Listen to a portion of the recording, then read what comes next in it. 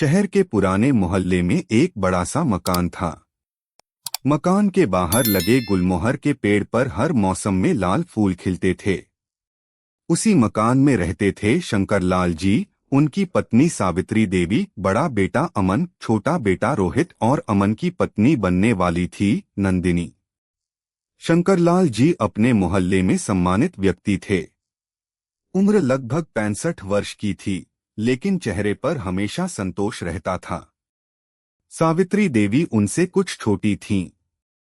घर परिवार को संभालते संभालते उनके बाल कब सफेद हो गए, उन्हें खुद पता नहीं चला था। अमन एक बैंक में नौकरी करता था। स्वभाव से शांत और जिम्मेदार था। रोहित अभी पढ़ाई कर रहा था और अपने बड़े भाई से बहुत प्रभावित था। इस घर में एक चीज की कमी थी, एक बेटी की।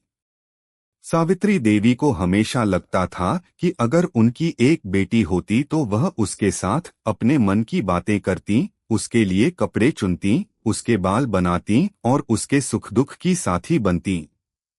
लेकिन जिंदगी ने उन्हें बेटी नहीं दी थी। एक दिन अमन ने घर आकर कहा, माँ, मैंने आपको नंदिनी के बारे में बताया था ना? सावित्री देवी ने मुस्कुराकर कहा, हाँ, वही लड़की जो स्कूल में अध्यापिका है। जी। तो? अमन थोड़ी देर चुप रहा। मैं उससे शादी करना चाहता हूँ। सावित्री देवी ने बेटे की आंखों में देखा। उन्हें उसमें सच्चाई दिखाई दी। तुम खुश रहोगे? बहुत। वह तुम्हें समझती है? जी। सावित्री देवी ने मुस्कुराकर कहा, तो फिर हमें भी उसे समझने की कोशिश करनी चाहिए। शंकरलाल जी ने अखबार नीचे रखते हुए कहा, बेटा, शादी सिर्फ दो लोगों का रिश्ता नहीं होती। दो परिवार जुड़ते हैं। लेकिन एक बात याद रखना, बहू को कभी यह महसूस मत होने देना कि वह इस घर में बाहर से आई है। अमन ने पिता के पैर छुए। मैं कोशिश करूंगा, पिताजी।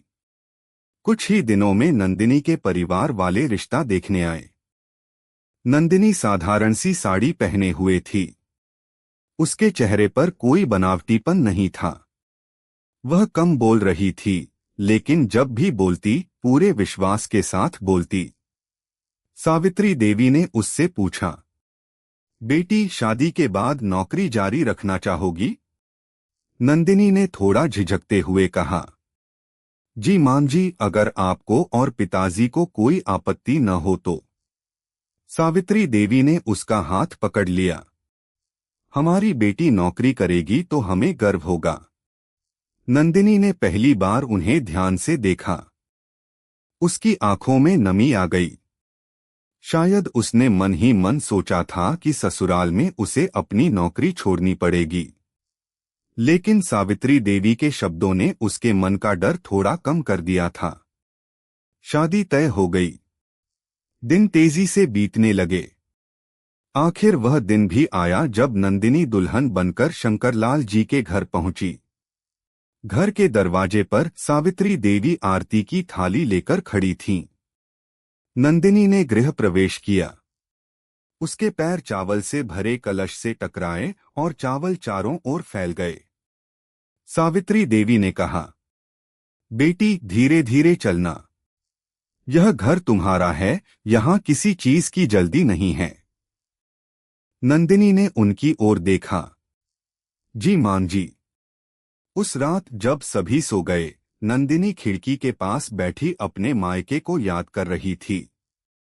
उसकी आंखों से आंसू निकल आए। अमन ने पास आकर पूछा, क्या हुआ? कुछ नहीं। मायके की याद आ रही है? नंदिनी ने सिर हिला दिया। अमन मुस्कुराया। रो लो। आंसू रोकने से कोई मजबूत नहीं बनता। नंदिनी ने कहा, मुझे डर लग रहा है। किस बात का? पता नहीं। नया घर है, नए लोग हैं। कहीं मैं सबकी उम्मीदों पर खरी न उतर पाई तो? अमन ने उसका हाथ पकड़कर कहा, तुम्हें किसी परीक्षा में पास होने नहीं भेजा गया है। यह तुम्हारा घर है। यहां तुम जैसी हो वैसी ही रहना। नंदिनी ने हल्की मुस्कान दी, लेकिन उसे नहीं पता था कि आने वाले दिनों में इसी घर में उसके धैर्य, समझदारी और रिश्तों की कई परीक्षाएं होने वाली थीं। और सबसे बड़ी परीक्षा उस दिन आएगी जब उसे बहू नहीं, बेटी बनकर निर्णय लेना पड़ेगा। सुबह 5 बजे ही सावित्री देवी उठ गईं।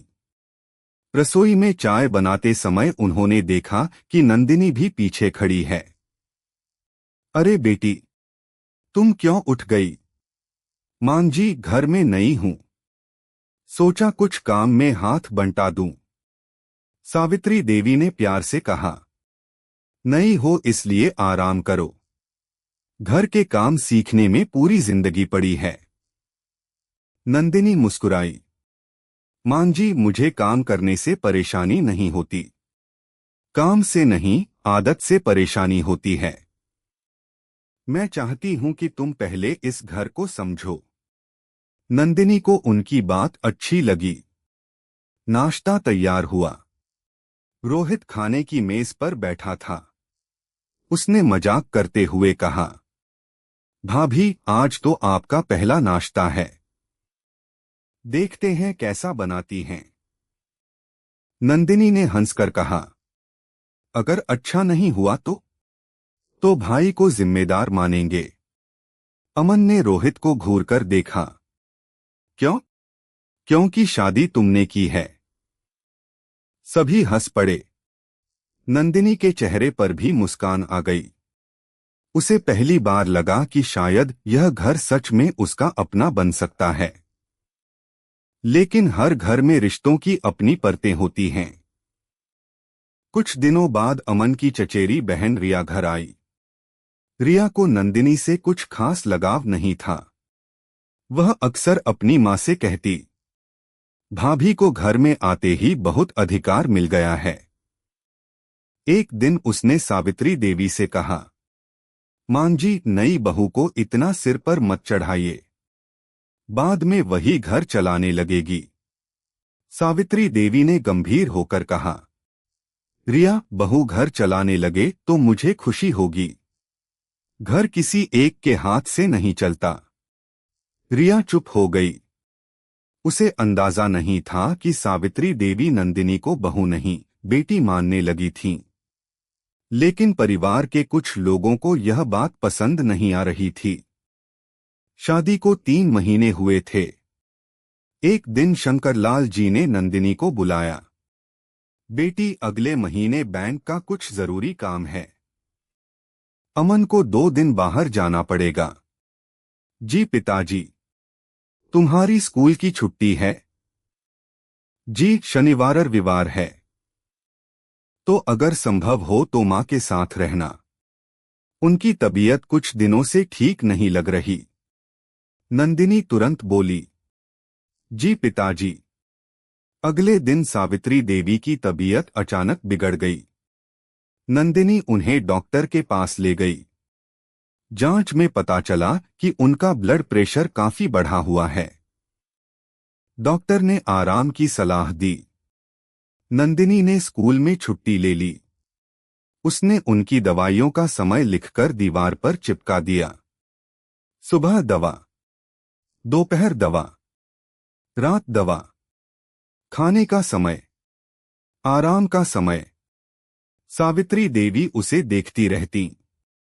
एक दिन उन्होंने कहा, बेटी, तूने इतना सब क्यों किया? नंदिनी ने मुस्कुराकर कहा, क्योंकि आप मेरी मां हैं। सावित्री देवी की आंखें भर आईं। मैंने तो तुम्हें बेटी कह दिया था, लेकिन तूने मुझे सच में मां मान लिया। नंदिनी ने उनका सिर अपने कंधे पर रख लिया। रिश्ता बोलने से नहीं बनता मां जी, निभाने से बनता है। यह बात सावित्री देवी के दिल में उतर गई। समय बीतता गया। अमन और नंदिनी का जीवन खुशहाल था। लेकिन एक दिन घर में एक बड़ी गलतफहमी पैदा हो गई। शंकरलाल जी के बैंक खाते से कुछ पैसे निकाले गए थे। किसी ने आरोप लगा दिया कि शायद नंदिनी ने पैसे लिए हैं। घर में सन्नाटा छा गया। रोहित ने भी कुछ नहीं कहा। अमन असमंजस में था। सावित्री देवी ने नंदिनी की ओर देखा। उनके चेहरे पर विश्वास था। उन्होंने दृढ़ आवाज में कहा, मेरी बहू ऐसा नहीं कर सकती। नंदिनी रो पड़ी। मां जी, मैं इस घर की चीज को अपनी चीज समझती हूं, लेकिन कभी गलत तरीके से कुछ नहीं लिया। शंकरलाल जी ने कहा, मुझे अपनी बहू पर विश्वास है। फिर बैंक से पूरी जानकारी मंगाई गई। पता चला कि पैसे किसी पुराने ऑटो पेमेंट के कारण निकले थे, जिसे शंकरलाल जी खुद भूल चुके थे। सच्चाई सामने आते ही सबको शर्मिंदगी हुई। रोहित ने नंदिनी से माफी मांगी। भाभी, मुझे आप पर शक नहीं करना चाहिए था। नंदिनी ने कहा, तुम मेरे छोटे भाई जैसे हो। भाई अगर गलती करे तो बहन उसे माफ करती है। रोहित की आंखें भर आईं। उस दिन से रोहित और नंदिनी का रिश्ता और मजबूत हो गया। कुछ वर्षों बाद परिवार में एक बड़ा संकट आया। शंकरलाल जी को व्यवसाय में भारी नुकसान हो गया। उनकी जमा पूंजी लगभग समाप्त हो गई। घर का खर्च चलाना मुश्किल हो गया। अमन ने कहा, पिताजी चिंता मत कीजिए, मैं संभाल लूंगा। लेकिन उसकी नौकरी से इतना बड़ा खर्च पूरा करना आसान नहीं था। तभी नंदिनी ने अपना बैंक खाता खोला। उसमें उसकी वर्षों की बचत थी। उसने पूरी रकम शंकरलाल जी के सामने रख दी। पिताजी, यह रख लीजिए। शंकरलाल जी ने चौंक कर पूछा, बेटी, यह तुम्हारी बचत है, अब हमारी है, लेकिन तुम्हें भविष्य के लिए चाहिए होगी। नंदिनी मुस्कुराई, मेरा भविष्य इसी घर के साथ जुड़ा है। सावित्री देवी रोने लगी, तू बहू नहीं है नंदिनी, तू तो मेरी बेटी से भी बढ़कर है। नंदिनी ने उनका हाथ पकड़ लिया। मां, बेटी और बहू में फर्क मत कीजिए। सावित्री देवी ने कहा, फर्क मैंने नहीं किया बेटी, तूने मिटा दिया। समय ने परिवार को बहुत कुछ सिखाया। रिया, जो कभी नंदिनी से नाराज रहती थी, अब अपनी हर समस्या उससे साझा करने लगी। रोहित ने नौकरी शुरू की और अपनी पहली तनख्वाह नंदिनी के हाथ में रखी। भाभी, आपने हमेशा मेरा साथ दिया है। नंदिनी ने पैसे वापस कर दिए। मुझे नहीं चाहिए। क्यों? क्योंकि तुमने कमाया है। इसे अपने सपनों पर खर्च करो। रोहित ने हंसते हुए कहा, आप सच में मेरी बहन होती तो भी यही कहती। नंदिनी ने कहा, बहन नहीं, उससे ज्यादा। कैसे? क्योंकि तुम्हारी भाभी हूं। शिकायत भी कर सकती हूं और प्यार भी। दोनों हंस पड़े। समय ने परिवार को बहुत कुछ सिखाया। रिया, जो कभी नंदिनी से नाराज रहती थी, अब अपनी हर समस्या उससे साझा करने लगी। रोहित ने नौकरी शुरू की और अपनी पहली तनख्वाह नंदिनी के हाथ में रखी। भाभी, आपने हमेशा मेरा साथ दिया है। नंदिनी ने पैसे वापस कर दिए। मुझे नहीं चाहिए। क्यों? क्योंकि तुमने कमाया है। इसे अपने सपनों पर खर्च करो। रोहित ने हंसते हुए कहा, आप सच में मेरी बहन होती तो भी यही कहती। नंदिनी ने कहा, बहन नहीं, उससे ज्यादा। कैसे? क्योंकि तुम्हारी भाभी हूं। शिकायत भी कर सकती हूं और प्यार भी। दोनों हंस पड़े। एक दिन अमन को दूसरे शहर में बड़ी नौकरी का अवसर मिला। तनख्वाह बहुत अधिक थी, लेकिन इसका मतलब था कि परिवार से दूर जाना। अमन ने नंदिनी से पूछा, तुम क्या चाहती हो? नंदिनी कुछ देर चुप रही। मैं चाहती हूं कि तुम जाओ। अमन चौंका, लेकिन माँ, पिताजी, मैं हूं ना। तुम अकेली कैसे संभालोगी, जैसे तुमने हमेशा मुझे संभाला। अमन की आंखों में आंसू आ गए। तुम इतनी अच्छी क्यों हो? नंदिनी मुस्कुराई। क्योंकि मेरी सास बहुत अच्छी हैं। दोनों हंस पड़े। अमन नौकरी के लिए चला गया। नंदिनी ने घर की पूरी जिम्मेदारी संभाल ली। सावित्री देवी की दवाइयाँ, शंकरलाल जी की देखभाल, रोहित का विवाह, रिया की पढ़ाई, सब कुछ। वह थकती थी। कभी कभी रात में अकेले रोती भी थी, लेकिन सुबह चेहरे पर मुस्कान लेकर उठती। एक दिन सावित्री देवी ने उसे रोते हुए देख लिया। बेटी, तू दुखी है? नंदिनी ने आंसू पोंछे। नहीं माँ, मुझसे झूठ मत बोल। नंदिनी ने उनके पैरों के पास बैठकर कहा। कभी कभी मन करता है कि कोई मुझे भी बेटी की तरह गले लगा ले। सावित्री देवी ने उसे तुरंत अपनी बाहों में भर लिया। आजा मेरी बेटी। नंदिनी फूट फूट कर रो पड़ी। उस दिन उसे एहसास हुआ कि रिश्ते खून से नहीं, विश्वास से बनते हैं। कई वर्ष बाद शंकरलाल जी बहुत बूढ़े हो गए। एक रात उनकी तबीयत अचानक खराब हुई। अमन दूर शहर से तुरंत रवाना हुआ।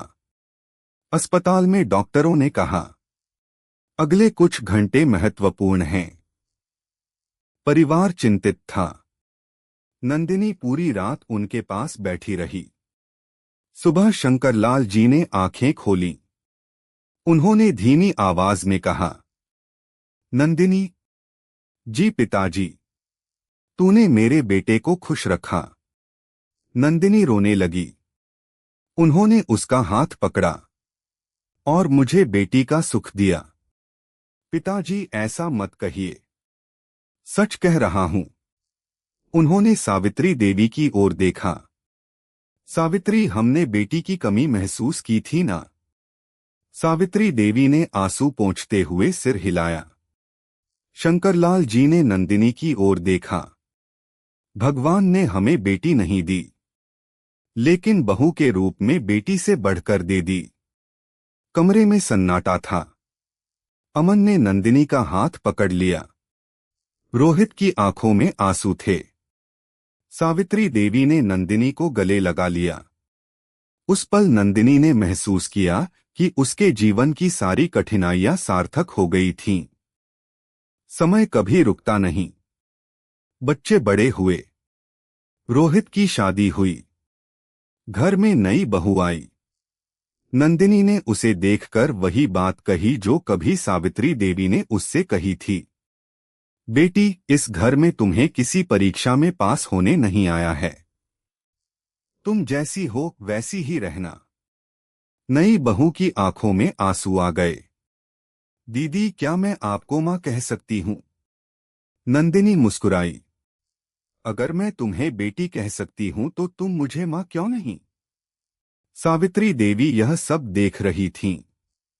उन्होंने नंदिनी को पास बुलाया। देखा बेटी, अब तू वही कर रही है जो मैंने तेरे साथ किया था। नंदिनी ने कहा, नहीं मां, आपने मुझे बेटी बनाया था। अब मेरी बारी है किसी और को बेटी बनाने की। कई साल बाद सावित्री देवी की तबीयत बहुत कमजोर हो गई। नंदिनी उनके पास बैठी थी।